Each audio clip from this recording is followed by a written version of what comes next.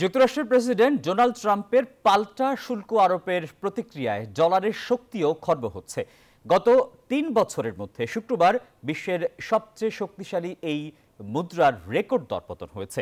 বিশ্বের ৬টি মুদ্রার বিপরীতে যে ইউএস ডলার ইন্ডেক্স প্রণয়ন করা হয়, গত শুক্রবার তার 0.56% পতন হয়েছে। শুক্রবার ডলারের বিপরীতে ইউরোর দরপতন হয়েছে 1.25%। প্রতি ইউরোর বিপরীতে এখন 1.13 ডলার পাওয়া যাচ্ছে। একইভাবে জাপানি মুদ্রা ইয়েনের বিপরীতেও ডলারের দরপতন হয়েছে। দরপতনের হার 0.51%। দরপতন হয়েছে ব্রিটিশ পাউন্ডের বিপরীতেও। এদিন পাউন্ডের দর বেড়েছে 0.89%।